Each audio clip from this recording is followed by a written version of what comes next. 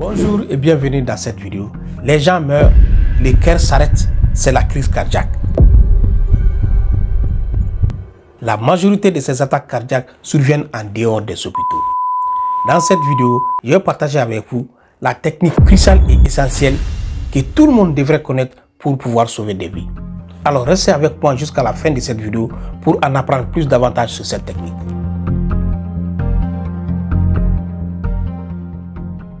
La technique du massage cardiaque, de la réanimation cardiovasculaire, du secourisme d'urgence ou du RCR, ce sont les mêmes appellations.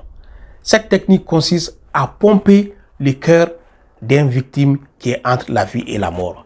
En appliquant cette technique, vous allez augmenter considérablement la chance de survie de cette personne. Même si on n'est pas expert ou on n'est pas un professionnel de la santé ou un secouriste, les compétences de base que je vais te partager vont peut-être te permettre de sauver la vie de quelqu'un. En d'autres termes, mieux vaut casser la côte, 2 ou 3 côtes de quelqu'un en faisant mal des techniques et au final lui sauver la vie que de rester par ignorance sans rien faire, par peur de mal faire et que la personne décède.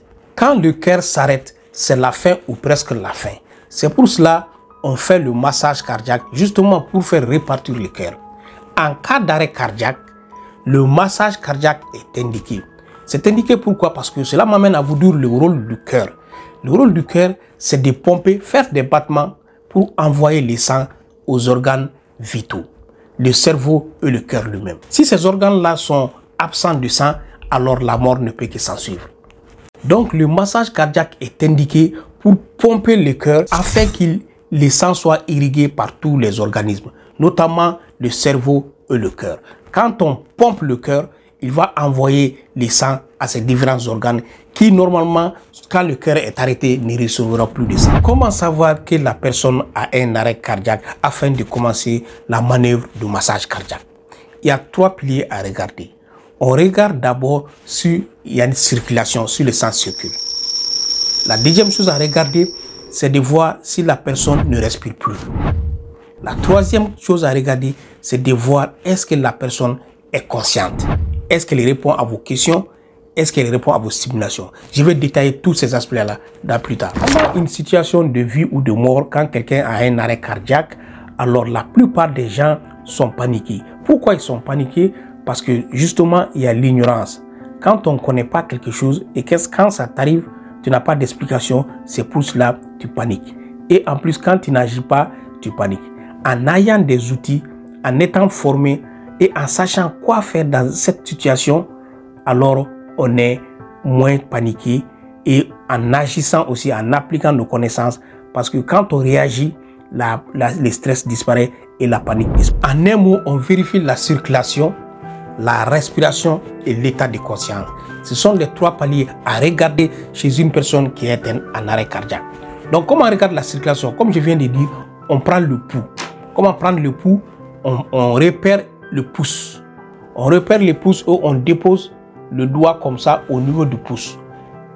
Pendant 1 à 2 secondes, c'est ça, on récupère le pouls radial. En déposant la main sur le pouls radial, on va voir s'il y a battement à ce niveau. Donc s'il y a battement, ça veut dire que la personne n'est pas en arrêt cardiaque. S'il y a absence de pouls, ça veut dire que la personne est en arrêt cardiaque. Donc on repère d'abord le pouls brachial au niveau du pouce. Le creux au niveau du pouce, c'est ici le pouls brachial. Donc la deuxième chose à vérifier si une personne est en arrêt cardiaque, c'est de voir si elle respire. Comment on regarde la respiration? On sent d'abord avec la peau au niveau du nez, on essaie de voir s'il y a le passage d'air. Et puis on vérifie, on regarde la poitrine si elle bouge. S'il y a un mouvement thoracique, si la poitrine bouge, ça veut dire que la personne respire. Et si elle respire, on ne fait pas la manœuvre de massage cardiaque. Si la personne ne respire pas, on commence la manœuvre de massage cardiaque. Donc on regarde la respiration, en regardant si la cage thoracique bouge, en regardant au niveau du nez s'il y a passage de l'air, en touchant comme ça. La troisième catégorie à voir si la personne est en arrêt cardiaque, c'est de voir son état de conscience. C'est-à-dire, est-ce que la personne est alerte ou éveillée. En ce moment, on appelle la personne par son nez, on essaie de le pincer, de le stimuler pour voir s'il sent quelque chose. On essaie de le stimuler au niveau du sternum s'il se réveille. Si la personne ne répond pas à l'appel, elle ne répond pas au stimulus, elle ne répond du tout pas, ça veut dire il y a un arrêt cardiaque. Aussi, au niveau de la respiration, j'ai oublié, il faut regarder au niveau du visage si le visage n'est pas bleu ou pâle. Ça veut dire tout simplement qu'il n'y a pas d'entrée d'air. En ce moment, qu'est-ce qu'on fait? On appelle d'abord les secouristes. On appelle les urgences, dépendamment des pays. On appelle rapidement les secouristes. Ou on envoie quelqu'un appeler les secouristes et on commence la manœuvre respiratoire, la manœuvre cardio-respiratoire proprement dit, le massage cardiaque proprement dit.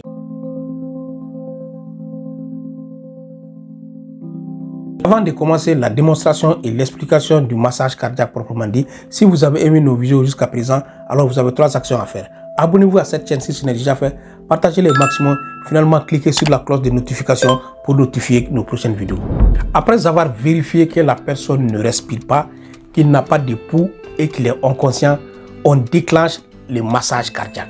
Mais avant, on envoie quelqu'un pour appeler les secouristes ou nous-mêmes on va déclencher la corde pour dire qu'il y a une urgence. On appelle les secours, une extrême urgence. Donc avant que les secours arrivent, on va commencer la manœuvre cardiaque proprement dite. La manœuvre cardiaque, le massage cardiaque consiste à donner 30 compressions sur la poitrine, sur le thorax, après 2 insufflations, 2 souffles d'air dans la bouche. Ce sont les 2 actions à faire en cas de manœuvre, en cas de massage cardiaque. Avant de commencer la manœuvre massage cardiaque proprement dite, on repère le thorax. Donc la main doit être déposée entre les 2 mamelons, c'est-à-dire ici, les mamelons droit, les mamelons gauche. Donc on dépose la main entre les 2 mamelons. Et il y a une manière aussi de déposer la main. Pour déposer la main, le pulpe de la main est comme ça. On dépose une main sur la poitrine de la personne et l'autre main va venir supplier l'autre main comme un crochet.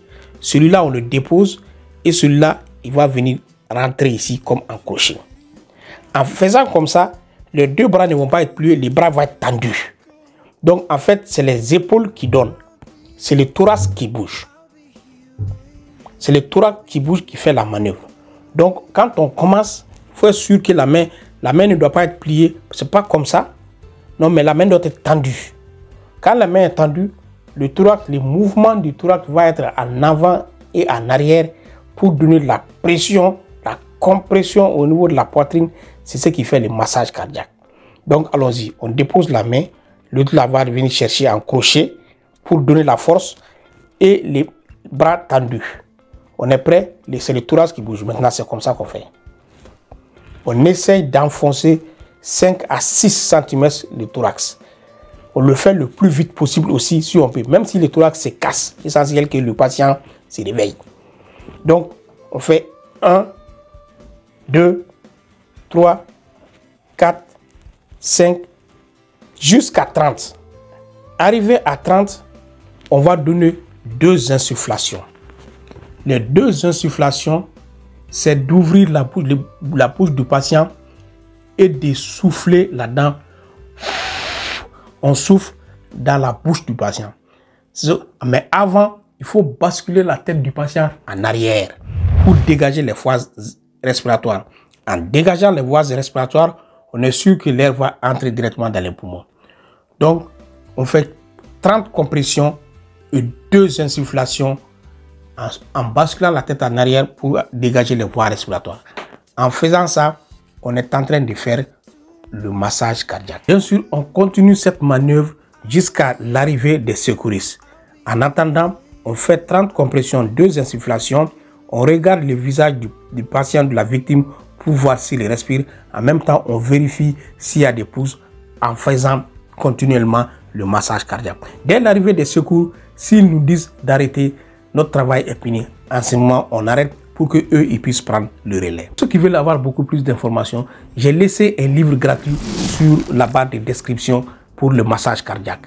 En plus du livre, j'ai laissé une vidéo explicative, une vidéo de formation qui vous explique de A à Z comment faire le manœuvre de massage cardiaque pour finalement sauver des vies.